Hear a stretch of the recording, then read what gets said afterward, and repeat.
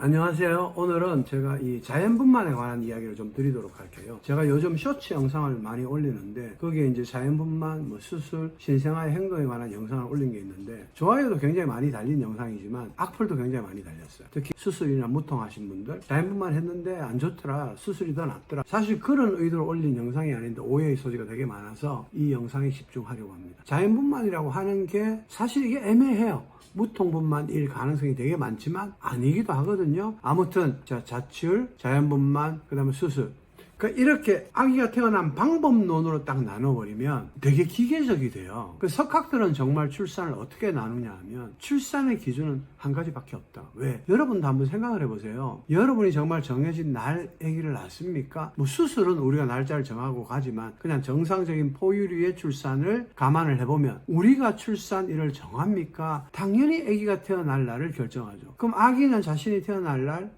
그날 어떻게 엄마한테 나 오늘 나갈 거야 하고 신호를 보냅니까? 그게 호르몬이잖아요. 그쵸?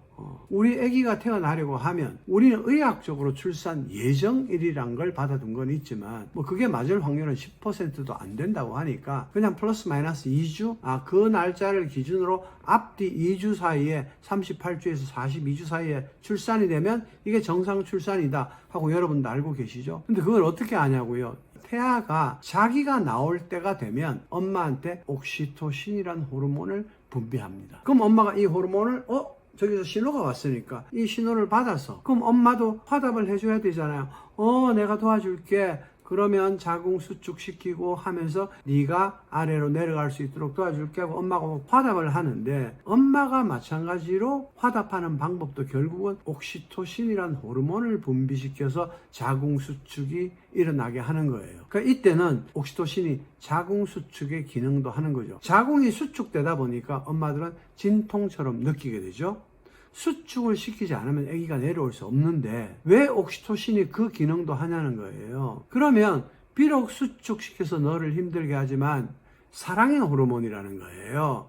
아가야 너 사랑해. 이 말을 계속하면서 아기를 도와주고 있는 거죠. 우리가 마치 중학생, 고등학생, 대학생, 취업 준비, 무슨 고시 준비, 뭔가 막 자신의 목표를 세워놓고 막 정말 힘들게 공부하는데 그걸 너무너무 열심히 잘하고 있는 자녀가 있다고 하면 좋은 부모님은 그 아이를 계속 격려를 하면서도 야 너 힘드니까 그만해 이렇게 하지 않잖아요. 그걸 지속할 수 있도록 격려한단 말이에요. 그게 사랑의 호르몬이 하는 일들이라고요. 그래서 석학들이 출산에서 가장 중요하게 보는 기준은 딱 한 가지예요. 우리는 자연출산, 무통분만, 수술 이렇게 출산법을 기준으로 분류를 하지만 세계적으로 가장 중요한 것은 자연진통. 왜? 자연진통을 할 때만 옥시토신이라는 호르몬이 나오는 거거든요. 그게 사랑이다, 모성이다, 자궁수축이다 모든 걸 결정하는 가장 중요한 단일의 호르몬이기 때문에 출산은 어떻게 나누냐? 단적으로 미셸 오당 박사 같은 경우에는 출산은 두 가지밖에 없다. 뭐요 그러면? 자연 진통을 많이 한 출산, 즉 옥시토신이 많이 분비된 출산과 자연 진통을 거의 하지 않았거나 적게 한 출산, 즉 옥시토신이 많이 분비되지 않은 출산 두 가지로 나뉜다는 거죠. 그래서 옥시토신이 많이 분비가 되었다면 마지막에 그 결과가 제왕절개를 했다 또는 무통분만을 했다 하더라도 앞에서 나온 옥시토신의 분비, 즉 사랑의 호르몬, 이것의 효과가 많기 때문에 태어난 아기가 좀 더 몸을 움직이거나 아기가 태어나면 어쨌든 세상에 적응을 해 나가야 되잖아요. 아기가 태어났을 때 좀 더 기민하고 눈도 뜨고 엄마랑 눈 마주치고 이와 같은 애착 관계를 스타팅할 때 훨씬 더 좋은 컨디션을 보일 확률이 높다는 거예요. 또 비록 출산 과정에서는 옥시토신이 많이 분비되지 못하는 과정을 거쳐왔다 하더라도 예를 들면 선택장을 했다 그러면 옥시토신은 전혀 분비되지 않는 거죠. 수술을 했으니까 생리적으로는 갑자기 막 애가 보고 싶다 이런 생각이 잘 안 들어요. 몸이 힘들잖아요. 인간은 이성적인 뇌가 있으니까 그럼 애기가 태어났으니 그래도 애기 보고 싶어요. 또 이런 엄마들이 많이 있거든요. 그래서 비록 수술을 한 경우라 하더라도 이야기를 받아가지고 아가야 하고 엄마의 품 위에 올려두는 엄마들이 있습니다. 근데 놀랍게도 옥시토신은 자연진동을 할 때도 많이 나오지만 아기가 태어나자마자 엄마 품에 올려두었을 때 이때 가장 많이 나온다는 거예요. 이 논리를 잘 알면 초기의 자연진통을 최대한 집에서 많이 하는 게 출산에서 굉장히 중요하구나. 특히 만약에 수술을 원하지 않고 자연분만을 하고 싶으신 분이라면 그냥 일찍 병원에 가서 누워 있는 것보다 가장 중요한 건 뭐냐? 최대한 집에서 자연 진통을 많이 하라는 거. 그리고 마지막 자연분만까지 잘 되면 좋죠. 엄마가 원하는 것이기도 하고. 또 비록 수술을 했다 하더라도 아기가 태어나자마자 가장 빠른 시간 내에 아기를 엄마하고 애착을 많이 하게 되면 이때도 옥시토신, 사랑의 호르몬이 많이 나오기 때문에 아기한테 사랑의 호르몬이 많이 나오는 게 왜 중요하겠어요? 엄마의 뱃속에 있던 아기가 밖으로 나왔습니다.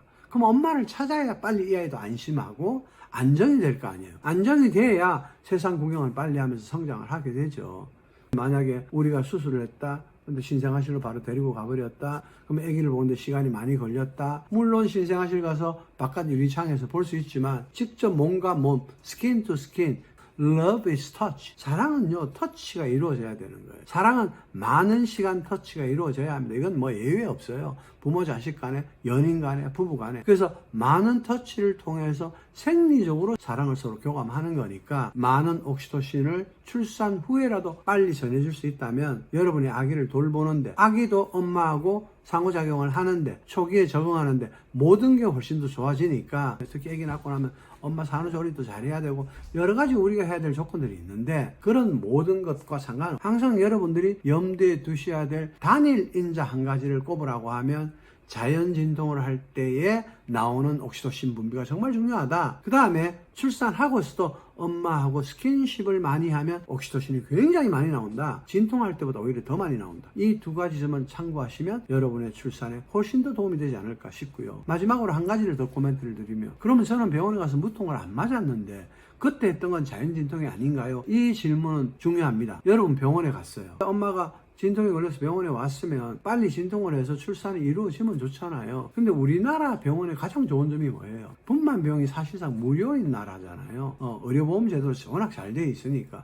우리가 자연분만하고 퇴원하게 되면 내는 돈은 사실은 가장 큰 항목은 2박 3일 있는 병실료가 가장 큰 거죠. 우린 뛰어난 의술을 거의 무료로 이 의료보험 제도를 통해서 서비스를 받고 있는데 그러다 보니까 우리나라의 산부인과 병원은 산모가 입원하면 의학적으로 문제가 없다고 판단되는 기준 하에서는 가장 빠른 시간 내에 출산을 시키려고 하지 않겠습니까? 그러니까 우리가 병원에 입원하면 산모복으로 갈아입고 뭐 관장 제모 같은 거 하고 그 다음에 수액 달고 침대에 누워 있는 거 아닙니까? 그럼 이 수액 속에 뭐가 들어가겠어요? 자궁수축 촉진제가 들어간다는 거죠. 병원에 입원하셨으니까 자궁수축을 촉진시켜서 가급적 아기를 빨리 나올 수 있도록 하겠다. 이게 미국과 한국의 병원에서는 가장 중요한 일이에요. 그래서 칠판에 PIT, 피토신이라는 자궁수축 촉진제가 투여됩니다. 그러면 여러분 알고 계셔야 될 게 진통이라는 게 원래 어때요?